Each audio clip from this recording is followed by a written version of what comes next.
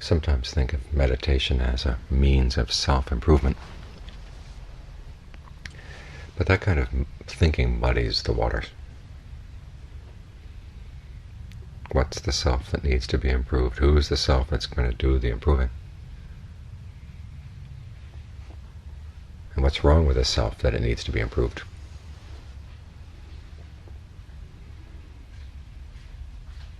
You can clutter up your mind with all kinds of answers to those questions and actually get in the way of the meditation. If you look at the Buddha's teachings, he focuses very little on what people are and a great deal on what they do. In fact, the worth of a person lies not in his birth or his background or his looks, his wealth, any of the things that society usually looks at. The worth of a person lies in his or her actions. What you do, how thoughtful and considerate you are in what you do, how careful and skillful you are in what you do. That's important, because he pointed out, is if you focus on your actions in this way, take them to the ultimate level of skillfulness, you open to the deathless. And as for the question of who opens to the deathless, don't ask. The actual opening to the deathless, that in itself is worth all the other issues of life, putting them all aside. So you can see this one thing, see its true worth. In the meantime, the path getting there is a good path. You focus on doing the skillful thing, saying the skillful thing, thinking the skillful thing, and your life is bound to become a better life. A side effect may be that you become a better person, but that's not the focus. The focus is on the acting. All the Buddhist teachings point right there on the doing, and the results of the doing. The results being the experience of pleasure or pain, relative levels of happiness, relative levels of pain. And the doing is judged as skillful as to how much you're able to avoid harm and pain, how much you're able to avoid acting on destructive emotions. So as you're meditating, try to focus on the doing as much as possible. And let the whole question of who you are, put that aside. Now to focus on the doing, you have to stay here in the present moment, because that's where all these decisions are being made. It doesn't mean that you forget the past or you don't anticipate the future. But your emphasis is on how you take information about the past, information about the future, and how you process it here in the present moment. That requires two things. One, it requires that you feel at home here in the present moment. And the other is that you're very clear about what's going on. This is why we work on the breath. Because as you work with the breath, getting a sense of what rhythm of breathing feels good, what quality of breath, energy in the body feels good, learning to monitor the whole issue of your breath energy here, right now. That helps make you feel at home. Notice when you're breathing out too long, kind of squeezing the energy out of the body. If that's your particular problem. Sometimes the other problem is that you're breathing out too short. But notice not only the in and outness of the breathing, but also the quality of the breath energy that surrounds the body. This is important because when you're out in your daily activities, often it's difficult to keep focused on whether the breath is coming in or going out, but you can very easily keep focused on the quality of the breath energy that surrounds the body, permeates the body. As you let yourself be sensitive to the fact that your experience of the body is through the breath. So you focus on the medium, which is the breath. And you begin to realize that particular sensations of tightness or tension or heaviness that you took for granted as being part of having a solid body actually turn into something else when you look at them as breath energy. You realize, oh, that's a blockage. That's stagnant breath energy. And you learn to work through it. This makes your experience of the present moment a lot more livable, a lot more pleasant. And the experience of shifting your perception like this also makes you wonder what other perceptions might well be shifted. You see the power of the mind in shaping your experience. So you turn your attention more and more there to see clearly what's going on in the mind. Once the breath gets still, the breath energy feels full, refreshing in the body. It's a lot easier to see the movements of the mind and to see what motivates them. Some of the movements are just that, movements, pretty random, have nothing to do with your present karma. Thoughts come, thoughts go, under the influence of what you've done in the past. That's an important distinction. Many times thoughts come into the mind. We suddenly feel we have to take responsibility for them, or that they reflect on what kind of person we are. But if you look on them as reflections not of what you are, but what you've done in the past, it's pretty easy to see where a lot of these thoughts come from, and you don't have to get involved with them. Sometimes simply watching them come, watching them go is enough to be done with them. Other times you actually do have to get involved with them because they're recurring.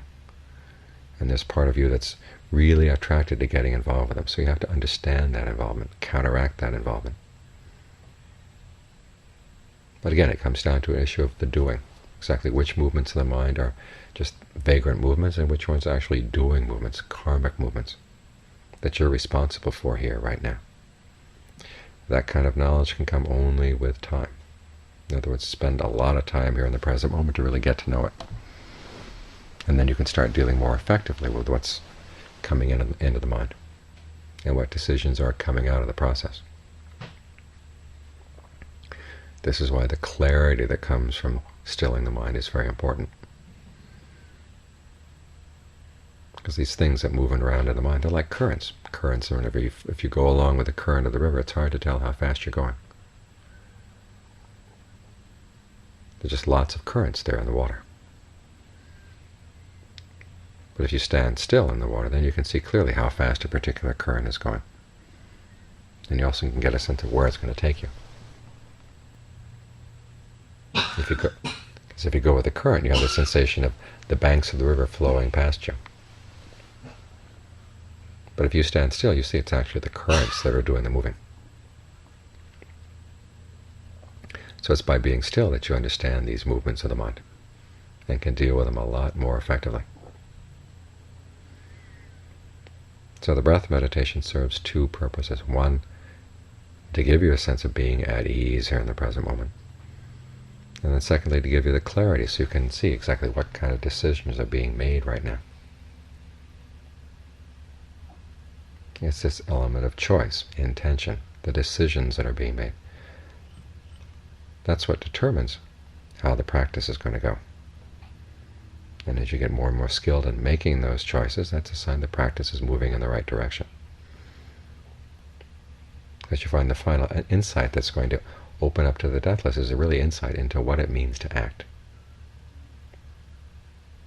How the mind goes about acting, taking that process apart by observing it and adjusting it here, adjusting it there, dropping anything that you find is stressful. Taking apart bit by bit by bit until there's nothing left there to take apart. That's when things open up. So it doesn't matter that you have a correct notion of who you are. It's simply that you're willing to question what is being done here that's causing suffering. If you see something that's being done that's causing suffering, you drop it. So it's looking into the nature of action rather than the nature of what you are.